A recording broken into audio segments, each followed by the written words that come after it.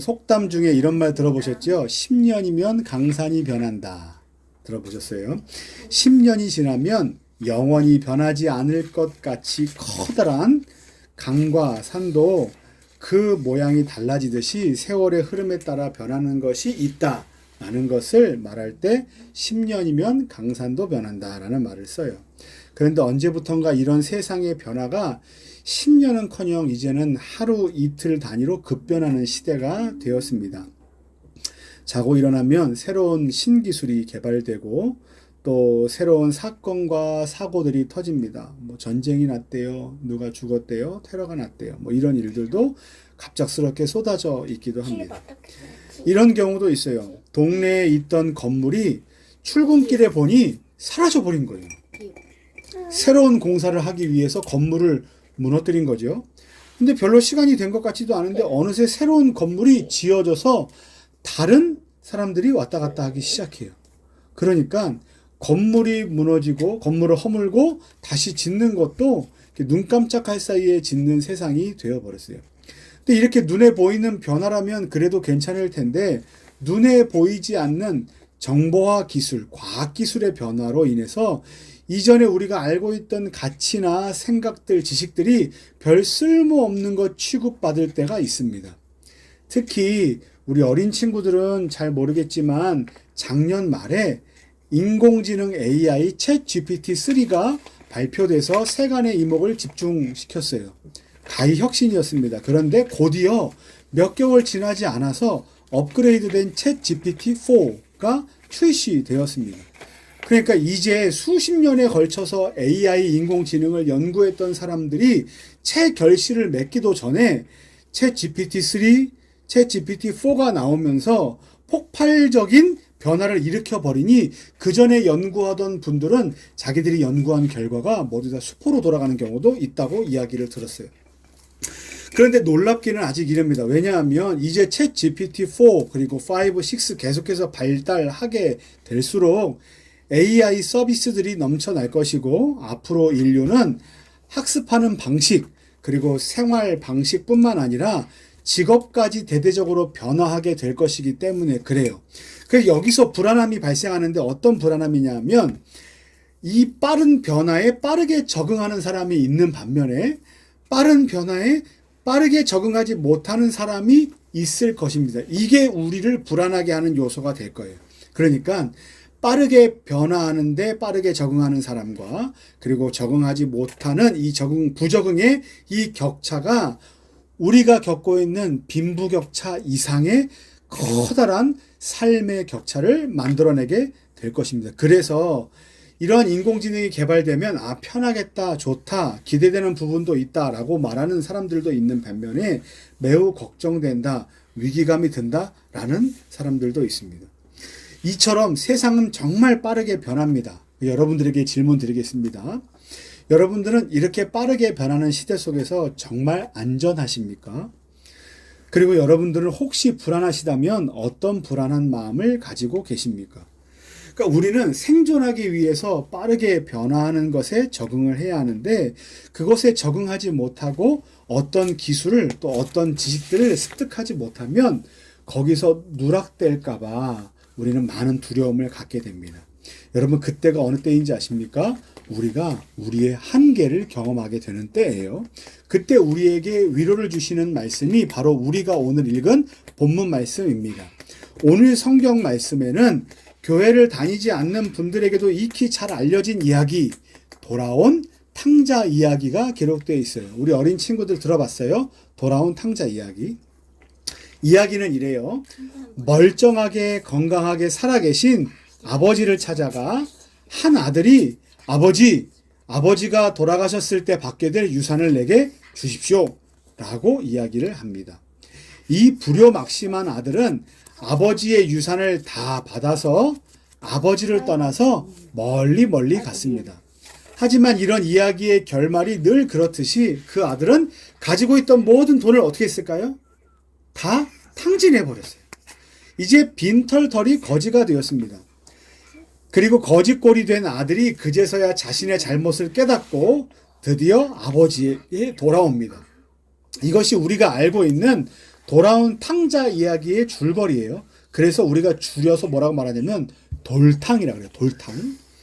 근데 우리는 일반적으로 이 돌탕 이야기에서 아버지에게 유산을 받아 멀리 떠났던 그 아들, 거지가 되었던 그 아들, 아버지에게 돌아온 그 아들, 그 아들에게만 집중합니다. 제목을 봐도 알 수 있죠? 돌아온 탕자, 돌탕 아닙니까? 하지만 돌아온 탕자 이야기가 진짜 유산을 다 써버린 그 거지꼴이 되어 돌아온 그 아들에 관한 이야기인가? 우리 좀 더 확인해 보기로 해요. 우리 오늘 말씀 11절 말씀인데 우리 한번 읽어볼게요. 11절 말씀 같이 읽겠습니다. 시작. 또 이르시되 어떤 사람에게 두 아들이 있는데. 아멘. 자, 보세요. 가장 먼저 짚고 싶은 것은 뭐냐면 원래 이 말씀에 등장하는 아들은 몇 명이었다? 두 명이었다는 거예요. 그런데 두 명의 아들 중에 우리는 유독 늘 둘째 아들에게만 집중하고 있었던 거예요. 이에 반해 첫째 아들은 뭔진 잘 모르겠지만 둘째 아들의 이러한 상태를 부각시키기 위한 어떤 이야기의 장치 정도로만 생각했어요. 하지만 말씀을 잘 읽어보면 그렇지 않습니다. 아버지 입장에서는 두 명의 아들 다 잃어버린 거예요. 왜 그런가 한번 볼게요. 첫 번째, 먼저 우리가 잘 알고 있는 유산 가지고 떠나버린 둘째 아들을 한번 볼게요. 이 둘째 아들은 아버지를 떠났습니다. 여기서 떠났다는 것은 진짜 몸이 아버지와 멀리 떠난 물리적인 몸이 아버지 곁을 떠났다는 것을 의미해요. 그러니까 둘째는 아버지의 품을 떠난 것이고 또 둘째는 아버지의 권위로부터 떠난 것이고 또 둘째는 아버지가 하시는 일도 무시하고 떠나버렸어요. 아버지가 너는 이렇게 해라 저렇게 해라 말씀하실 텐데 그것들이 다 듣기 싫어 멀리 떠나버린 거죠. 이건 누가 시켜서 한 일이 아니라 자기 스스로 해서 버린 일입니다. 이렇게 아버지 되신 하나님의 품, 하나님의 권위, 하나님의 역사를 거절하고 무시하고 멀리 떠난 상태를 성경은 뭐라 그러는지 아십니까? 한 글자. 딩동댕 죄라고 얘기해요. 아버지 하나님의 품을 떠났어요. 하나님의 권위를 떠났어요. 하나님의 역사를 거절하고 무시하고 멀리 떠난 상태를 성경은 뭐라 그러냐면 죄라고 말해요. 근데 이렇게 하나님 아버지의 품을 떠나 죄 가운데 있는 이들이 얼마나 비참한 삶을 살게 되는지 오늘 돌아온 탕자 이야기에서는 예수님께서 이렇게 표현하는데 14절부터 16절까지 말씀에 궁핍한지라 라고 표현해요. 아버지를 멀리 떠난 사람의 삶이 궁핍하게 되었다라고 하는데 보세요. 첫 번째 15절 말씀을 볼게요. 15절. 그는 백성 중 한 사람에게 붙여 사는 처지가 되었어요. 자, 근데 보세요. 원래 탕자는 누구 안에 있던 사람이에요? 아버지 안에 있던 사람이죠. 그런데 아버지 안에 있으면 평안했을 텐데 이제 아버지 아닌 다른 누군가에게 자기의 삶을 의탁해야만 하는 처지에 있게 되었다는 거예요. 거기 가면 안전할 거라고 생각한 거죠. 근데 두 번째, 그런데 그 믿었던 누군가가 자기를 어디로 보냈습니까? 들로 내보내 돼지를 치게 했어요. 자신이 믿고 의지하고자 했던 그 믿었던 사람이 그 당시 그 지역 사람들이 아우 부정해 라고 얘기했던 짐승인 돼지나 기르게 했다는 거예요. 이것은 그 돌아온 탕자가 거짓골이 된 그가 얼마나 비참한 처지에 있었던 것인지를 보여주는 예입니다. 근데 비참함은 여기서 끝나지 않습니다.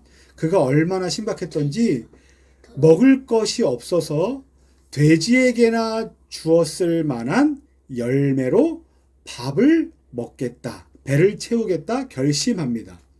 근데 여러분 생각해 보세요.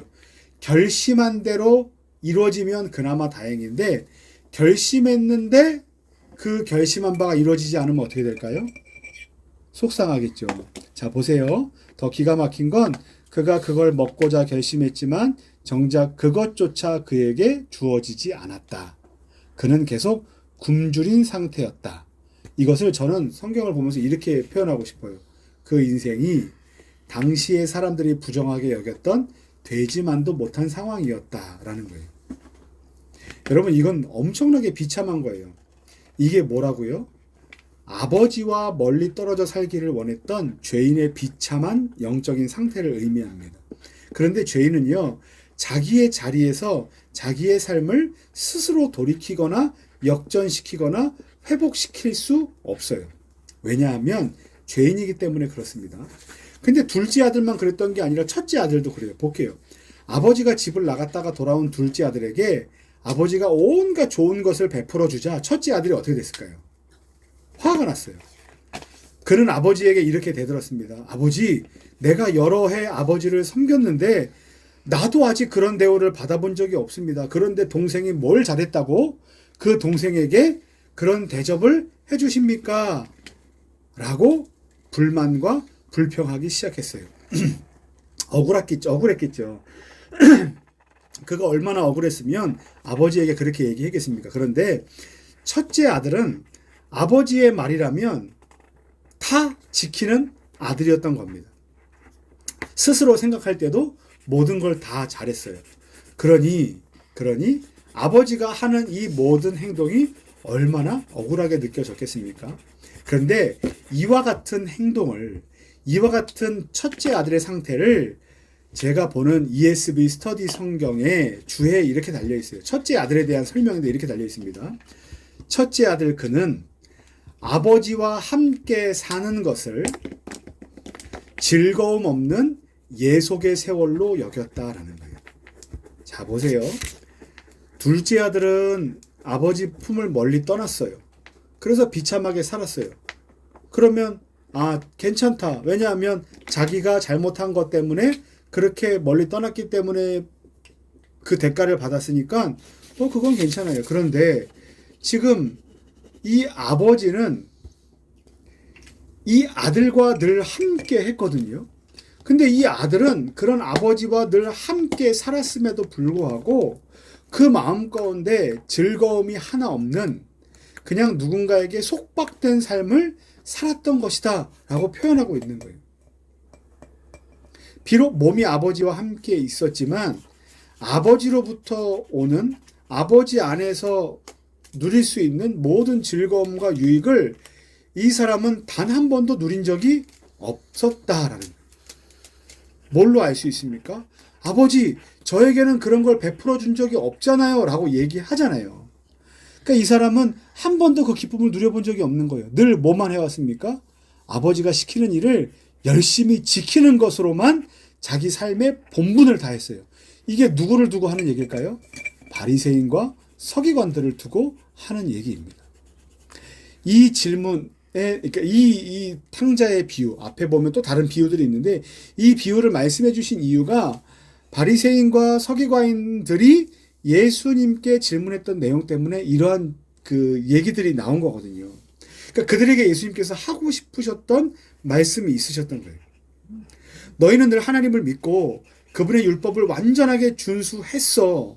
하지만 무엇을 누리지 못했나? 진짜 하나님 안에서 누려야 될 기쁨과 즐거움을 너희들은 왜 누리지 못하고 있느냐라고 말씀하시는 거죠. 우리는 이 말씀을 듣고 보통 이렇게 적용을 합니다. 첫째 아들과 둘째 아들을 거울 삼아서 아버지께로 돌아가자. 그런데 여러분, 그들은 모두 하나같이 잃어버린 아들이고 죄인입니다. 때문에 자신의 삶의 처지와 형편을 돌이킬 수 없어요. 보세요. 오늘 앞에 말씀에 나오는 두 가지 비유가 있는데 하나는 잃어버린 양 한 마리에 대한 비유예요. 주인이 잃어버린 양을 100마리를 치고 있었는데 그 중에 한 마리가 사라졌어요. 그래서 99마리 양을 놔두고 한 마리 양을 찾기 위해서 여기저기 헤맨다는 내용이에요. 그리고 또 다른 이야기가 뭐냐면 어떤 주인이 10개의 동전이 있었는데 한 개의 동전이 떼구르르 굴러서 어디로 사라지자 9개의 동전이 아니라 한 개의 동전을 찾기 위해서 열심히 찾고 수고한다는 내용의 비유가 앞에 담겨져 있어요. 근데 보세요. 100마리 양의 무리에서 탈출한 그 한 마리는 돌아올 수 있는 힘이 있는가 없는가? 없어요. 길을 잃어버렸기 때문이에요. 동전도 마찬가지예요. 10개의 동전 중에 한 개의 동전이 떼굴떼굴 굴러갔어요. 그러면 동전이 안 되겠다. 나 이제 주인에게로 돌아가야 되겠다. 그리고 일어나서 막 굴러서 주인에게로 돌아갑니까? 돌아가지 못해요. 자기의 삶을 회복시키지 못합니다. 그런데 그때 잃어버린 것의 주인이 하는 행동이 있어요. 우리 성경책을 보면 4절 말씀에 그 잃은 것을 찾아내기까지 찾아다니다. 5절에 찾아낸즉, 6절에 찾아내었노라, 8절에 찾아내기까지 부지런히 찾지 아니하겠느냐, 9절에 찾아낸즉, 9절에 찾아내었노라. 자, 여러분 보세요. 주인이 어떻게 합니까? 잃어버린 것을 찾아 나섭니다. 그리고 5절에 보세요. 찾아낸 양을 어떻게 하는지 아십니까? 어깨에 메고 와요. 여러분, 목자, 주인, 아버지는 어떤 존재인지 아십니까? 잃어버린 것을 끝까지 찾아내는 분입니다. 게다가 그렇게 잃어버린 하나를 찾았을 때 세상의 모든 것을 다 얻은 것처럼 기뻐하고 잔치를 베풀어주는 존재입니다. 우리가 앞에서 찬양 드렸잖아요. 예수님 기뻐 노래하시리 잃어버린 영혼 돌아올 때, 하나님 기뻐 춤추시리 열방이 주께 돌아올 때. 예수님이 언제 기뻐하세요? 잃어버린 영혼이 돌아올 때. 하나님 언제 춤추세요? 열방이 주께로 돌아올 때. 잃어버린 자들이 하나님께로 돌아올 때. 이 말은 잃어버린 것을 하나님께서 찾아가시고, 그리고 찾아가신 그들이 그 마음을 돌이켜 주께로 돌아올 때 하나님께서 얼마나 기뻐하시는지를 보여주는 표현입니다.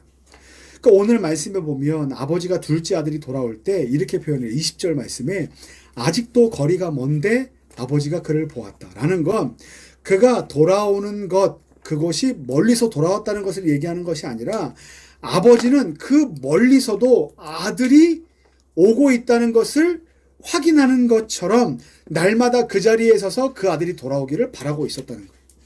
그 자리를 주목했다는 거예요. 그리고 아버지는 그를 측은히 여겼다는 겁니다. 괘씸하게 여기지 않았어요. 그를 측은히 여기고, 그리고 달려가 목을 안고 입을 맞췄어요. 여러분, 이것은 뭐냐면 돌아온 아들에 대한 기쁨, 반가움에 대한 폭발적인 행위예요. 그러니까 하나님께서는 잃어버린 자들을 찾기를 원하시고, 그 잃어버린 자가 돌아왔을 때 얼마나 기뻐하시는 분이신가를 보여주는 겁니다. 그러니까 뭐와 대조적이냐면, 안전하기로 그 사람에게 나를 의탁했는데 돼지 농사나 하게 하는 자기의 노동력을 착취하는 자와 정반대의 상을 베푸시는 분이 하나님이심을 보여주시는 겁니다. 여러분, 이게 누가 하는 일인지 아십니까? 돌아온 탕자가 하는 일이 아니라 탕자의 아버지께서 하시는 일이에요. 첫째는 어때요? 실제로 그들은 바리새인들과 서기관들인데, 예수님께서는 이 말씀을 통해서 야, 너네 어떻게 그렇게 할 수 있니? 저리 가! 라고 그들을 힐난하고 비난하시기 위해서 이 비유를 설명하신 게 아니라, 아버지의 사랑이 이러한데 너희는 왜 계속해서 즐거움 없이 그 안에서 예속된 삶을 살고 있느냐. 이제는 하나님 안에서 진짜 참 기쁨과 즐거움을 누리면 좋겠다라며 그들이 돌아오기를 지금 권면하고 계시는 거예요. 그러니까 이것도 무엇입니까? 하나님께서 그들을 찾고 계시는 거예요.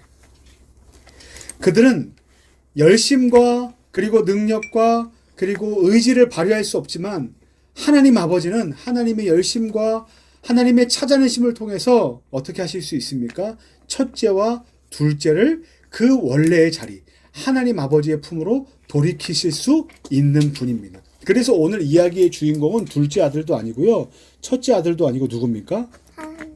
하나님. 그래서 이것을 탕자의 아버지, 하나님이 주인공이시다라고 우리는 생각해야만 해요. 우리는 변하는 시대 속에서 살고 있어요. 사람의 마음도 변하고요, 그리고 시대의 생각도 변하고, 그리고 그 시대를 살아가는 방식도 변하고요, 시대를 살아가는 가치도 변하는 시대 속에서 우리는 살고 있어요. 그때 우리는 우리의 연약함과 한계를 마주할 수밖에 없습니다. 그게 솔직한 반응이에요. 그런데 그렇게 많은 것들이 변해도 결코 변하지 않는 게 있어요. 뭔지 아십니까? 하나님 아버지의 사랑입니다. 하나님 아버지의 사랑은 결코 변하지 않으세요. 로마서 8장 31절 말씀부터 39절 말씀인데 이렇게 말씀하십니다. 그런즉 이 일에 대하여 우리가 무슨 말 하리요? 만일 하나님이 우리를 위하시면 누가 우리를 대적하리요?